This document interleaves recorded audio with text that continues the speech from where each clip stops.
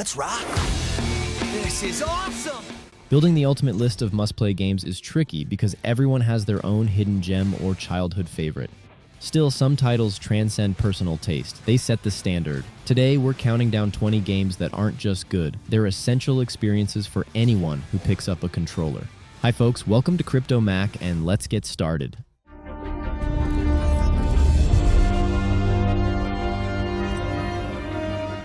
Okay, so first up we have Detroit Become Human, which is honestly probably the top title yet from David Cage, the guy who did Heavy Rain and Fahrenheit and all those. I mean, if you're asking for my take, this one feels like the most polished experience he's put out. Now sure, it might feel a bit simpler at the start, at least until you start making those huge choices that totally flip the script, since you can push this story into some seriously crazy places by the time you reach the finale. And so that's really what makes this game stand out as something unique. It hands you total power over how everything ends, basically stretching the plot out into a massive web of possibilities. One or even all of your protagonists can literally get killed off whenever. That's just one of those classic Cage moves that keeps you totally hooked. You have to pick paths that actually change your journey, meaning your input actually carries weight. And that's a really sweet aspect of the experience, seeing how the plot splits off even if the final wrap-up seems straightforward. I think if you actually survive, you're going to walk away with a totally unique vibe regarding that ending compared to how I finished it or how anyone else did. And that's exactly why people still talk about this game so much. There are definitely parts that make a title like this feel pretty uncomfortable. But then on the flip side, there are these super grounded scenes, really interesting, lifelike moments that hit home. It isn't just some average middle-of-the-road game. It's a journey of highs and lows, and it's honestly a trip that you really need to check out for yourself.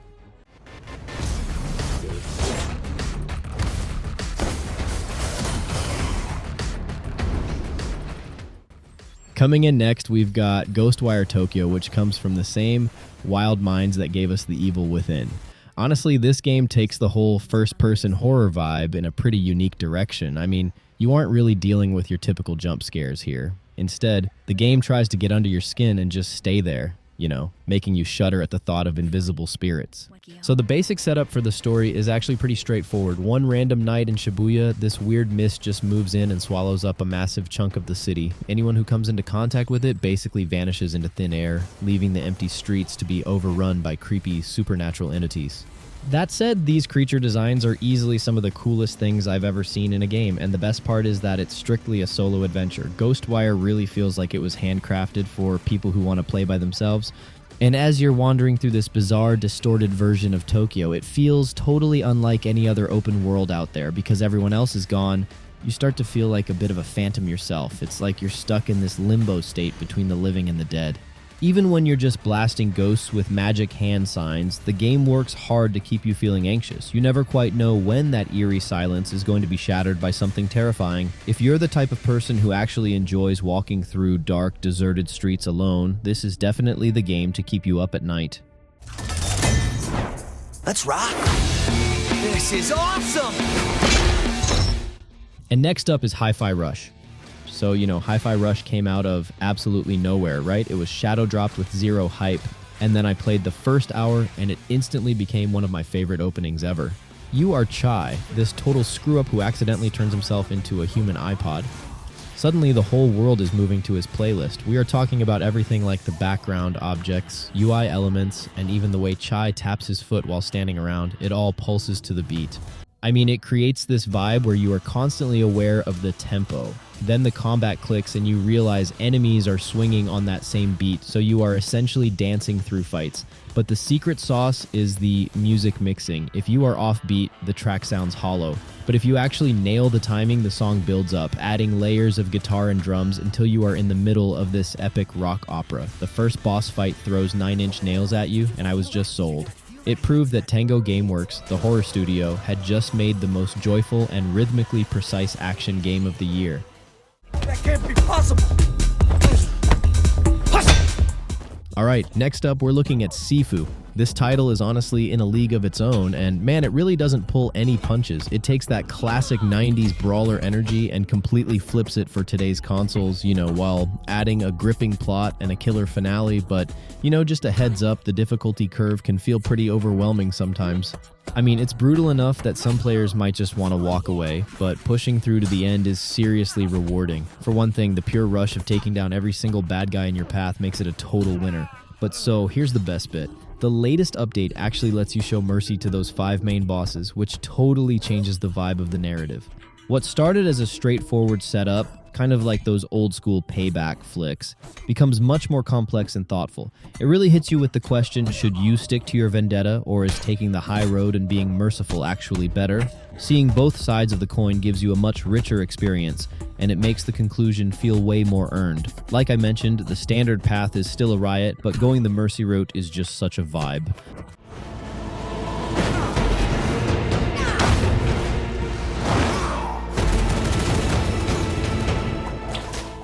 Okay, so next up we have V Rising, which is honestly such a standout, even if it technically falls into that survival category. I mean, just hear me out for a second because I know that genre can be a bit much.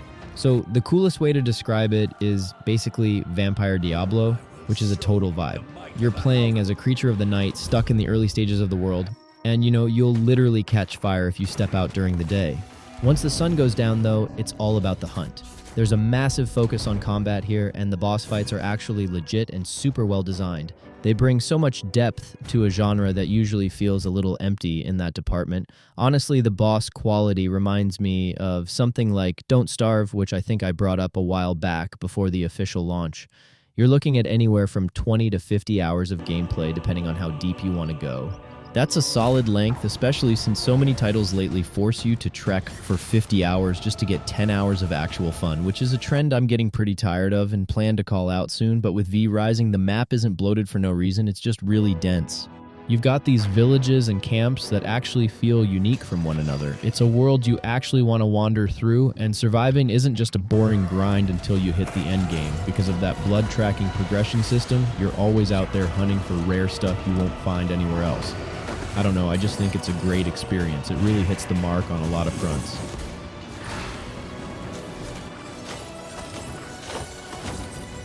Who are you? What are you doing here? My faithful disciple will show her the path. Coming in next, Resident Evil 4 Remake was one game that put Sony's so-called remake directive into perspective for me. The remake directive, of course, meaning they're trying to push a lot of remakes out because they're safe bets. I've talked about it in other videos. But anyway, when the AAA debacle with Resident Evil 3 Remake happened, I was like, I don't really want more of these things. I like the original Resident Evil 2. I like the original Resident Evil 3. And I gotta imagine they were doing the original Resident Evil 4. And regardless of whether or not you like the original Resident Evil 4, that game does not benefit from a shinier coat of paint because in all honesty, it's a perfectly fine-looking game to this very day. However, it did not just get a coat of paint. This was not a cash-in. They went in and changed a lot of this game. These weren't just graphical changes, and it doesn't actually derail it. In fact, it makes it scarier, improves the action, and like old school fans, you either love it or hate it as a result. I am not the biggest fan of the original Resident Evil 4. I know I'll catch some flack for that. I do think it's a good game though. I just don't go back to it. That game is pretty thoroughly of its era, and while it's good, it's goofy. And I don't mean like your Leon Kennedy goofiness. It's kind of iconic Resident Evil goofiness. I mean like full gameplay wise, it's of its time. They take this game and they make it a full, modern, completely new Resident Evil game, and it pretty much keeps everything you would actually want from Resident Evil 4 while still delivering a wholesale new experience. And what they added, it's big, it's a long game now. And keep in mind, Resident Evil 4, the original, was a pretty long game for the types of games in that era, so what they did here really turned this into a totally different, unique product that has lasting value. All I'm gonna say is if we're doing this stuff, even if we're doing it cynically, then fine. Coming in next, we have Nier Automata, and if you just breeze through this one once, you're honestly missing the best parts. So a common thing you'll hear from gamers is that you haven't actually finished the experience until you've cleared it several times, and there is a solid logic behind that. You see, just reaching that first credit roll skips over a ton of the vital narrative. The game doesn't truly reveal its hand until you've jumped into your third playthrough. Now, that probably sounds like a massive grind, which I get can be a bit intimidating for some people, but it's 100% worth the effort. It's really not as tedious as it sounds at first. You might assume you're just repeating the same exact content, but the truth is every run-through feels fresh and keeps evolving the plot in some really clever ways. I'm not going to spoil the secrets for you because the way it constantly shifts and hides the real truth is just such a vibe. It's super deep and philosophical, and honestly, the writing is just on another level. By the finish line, you're juggling 3 different playable heroes and this massive, complex plot that ties everything together in a way that's totally mind-blowing. The core premise is already great, but the way they actually deliver that story, that's what makes it a masterpiece. It is easily one of the most creative journeys in the AAA gaming world, and you really have to see the whole thing to understand why. I know I'm basically just saying, trust me on this, but seriously, you've got to trust me. In these times of darkness, hope is the only thing that keeps us fighting. I will fulfill my destiny and save the kingdom. All right, next up is Prince of Persia: The Lost Crown. I think it's easily a top-tier release for 2024 and basically a requirement for anyone who loves exploring gated maps. Since it's optimized for pretty much every system out there, you won't need a supercomputer to enjoy the ride. Seriously, it is a total win that the movement and combat feel this incredibly responsive and natural. This entry completely reboots the vibe of the series for the modern day. It mixes the time-bending powers from the 3D days with the sleek look of the classics, all packaged into a high-speed platformer with plenty of secrets. You also get some wild boss encounters and agility trials mixed with flashy attacks for when you need to clear a path through enemies. The game spaces out its new abilities, but the intensity starts climbing almost from the get-go. Most importantly, the whole experience is just pure, unadulterated fun. You won't feel like you're suffering through a grueling, soul-crushing gauntlet just to see the end. While it isn't an endless adventure, you'll likely be craving another round once you've finished off the final baddies. For a budget-friendly pick, this one really delivers an incredible amount of entertainment for what you spend. Coming in next, we've got Bayonetta 3. Since the series is now a full trilogy, it's worth taking a closer look at this third entry because it was pretty divisive when it first launched. People either hated it or loved it, but now that it's 2026, we can check it out with a little more perspective. The game includes a handy feature bundled inside that lets us jump into our favorite tough levels whenever we want to practice or hunt for high scores if you're into that. But purely as a solo adventure, Bayonetta 3 is the absolute best. The wild spectacle, the vehicle stages, and the way you control every character ability during cutscenes all make you feel like the ruler of the universe. It's honestly hard to describe the sheer power of what Platinum Games creates. Even though different folks tackled this one, it was a fun project for us gaming addicts who love seeing just how much a title can pull off. It's a seriously impressive title with a lot to say about its place in the trilogy, but at the end of the day, just know it's a dedicated single-player gem and one of the best of its time. What is this? Hello! Very nice to meet you. Why did you jump out at me like that? My name is Astra. I am a puzzle exercise assistant, or P for short. Okay, so next up, it's the Entropy Center.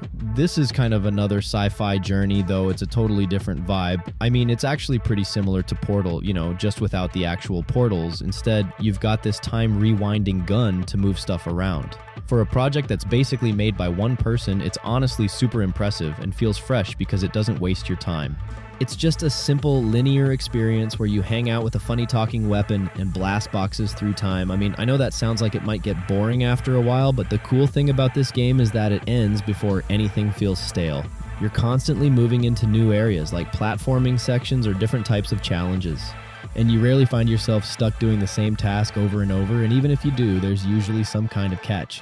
So, the reason this weird little backward logic game works so well is that it stays short while playing with the idea of cycles.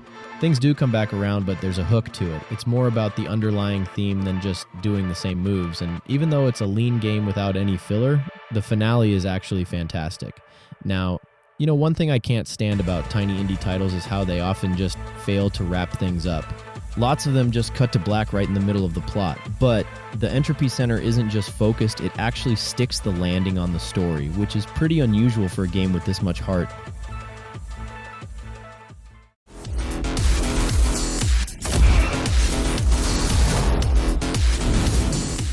Now next up we have Ghost Runner. You know, some of the most thrilling, high-value titles are the ones that truly value your schedule. It isn't a massive time sink, and it might lack deep mechanics or a AAA budget look, but when every moment is an adrenaline rush, that's plenty.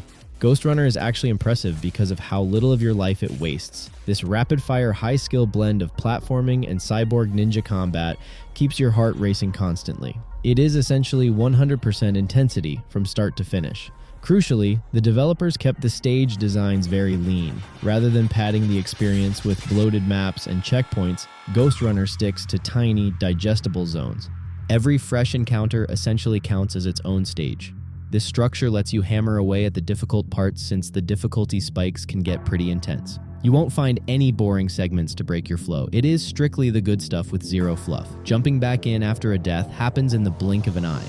The team clearly prioritized getting you back into the fray instantly, which defines the whole experience. A series of tests for the player rather than a sprawling epic. That focus doesn't take away from the enjoyment at all. If anything, it makes the game better. The sequel tries to grow the concept a bit, specifically with stages that feel a bit more drawn out. That actually makes it feel a bit sluggish compared to the original, in my opinion. For a title like this, massive, sprawling environments aren't really the draw. Compact maps and constant changes were a brilliant move. Even if it was a budget-saving tactic, it ended up saving the player's time too.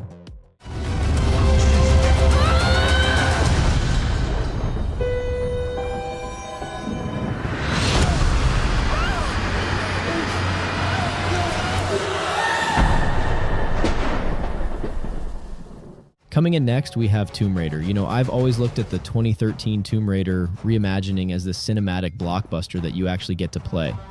This specific take on Lara's roots feels surprisingly down to earth, you know? So yeah, it's down to earth in a way where she survives massive shipwrecks and impossible leaps, but it totally sells it. You begin the journey as a total novice, right? She's terrified and struggling, forced into gritty situations that the classic version of the character avoided. By the finale, though, you've turned into a complete powerhouse. The way it alternates between cracking ancient riddles, using stealth with your bow, and getting into intense shootouts is just handled perfectly. Playing it again today really shows you how this title set a new bar for the whole action-adventure genre. You have those clever physics puzzles, the massive Hollywood-style stunts, and then those low-key stretches where you're just exploring the remains of old expeditions. Plus, there's a real sense of nostalgia in picking this up lately. It launched back in 2013, but it holds up incredibly well. It's like one of those core milestones in gaming history where the industry really leaned into high-end realism, and honestly, the island of Yamatai still looks gorgeous. That combination of overgrown forests and crumbling shrines just stays awesome. So yeah, if you haven't played it yet, maybe this is your sign.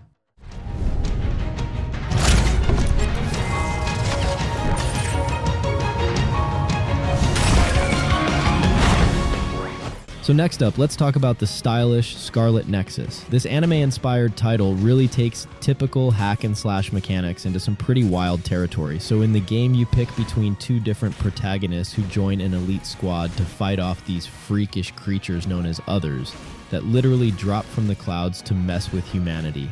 You know, these Others are honestly some of the most bizarre and creative monsters you'll ever see in a video game. They've got this vibe that's a mix of Bloodborne or Silent Hill, featuring eerie human-like traits fused with twisted plants or even random household objects. The enemies are definitely trippy, and the plot only gets more confusing and intense as you keep playing.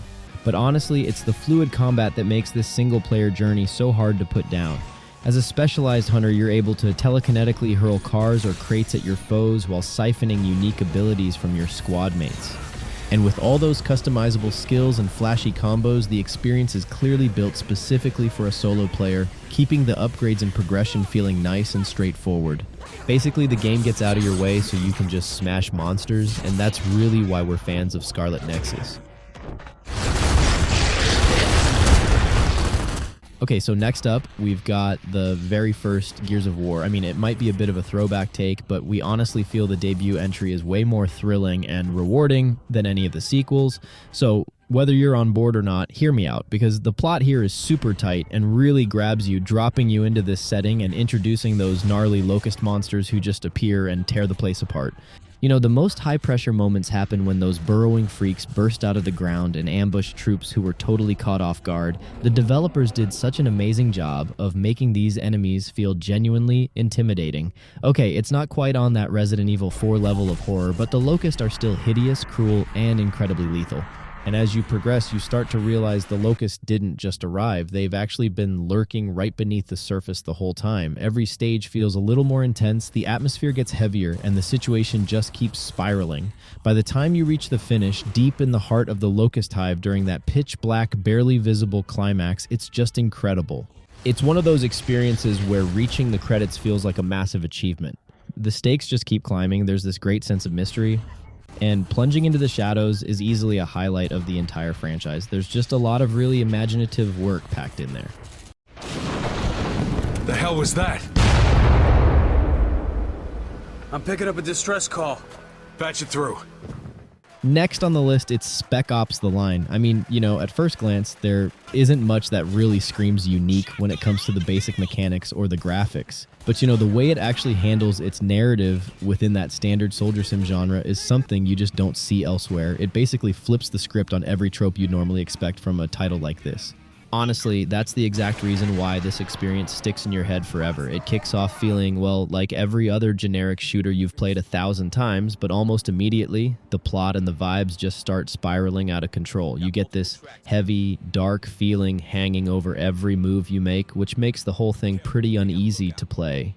It's really a deep dive into losing your moral compass and watching your sanity slip away in the middle of a conflict, even if that sounds kind of cliche. I mean, we've heard that war is hell stuff constantly, but this specific journey actually nails the execution. Out of all the projects trying to show the dark side of combat or a broken protagonist, nothing else really hits quite this hard. And it gets seriously messed up by the finish line, especially with the various finales that are all pretty soul-crushing regardless of what you pick. But yeah, those are the games that we think are really essential for every gamer. There are still lots of games out there, and if you have a suggestion, let us know in the comments. If you like this video, click like. If you're not yet subscribed, maybe now is the best time to do so. We upload brand new videos from time to time, so if you want to see more, then hit that subscribe button now. But anyways, thanks for watching and see you in the next one.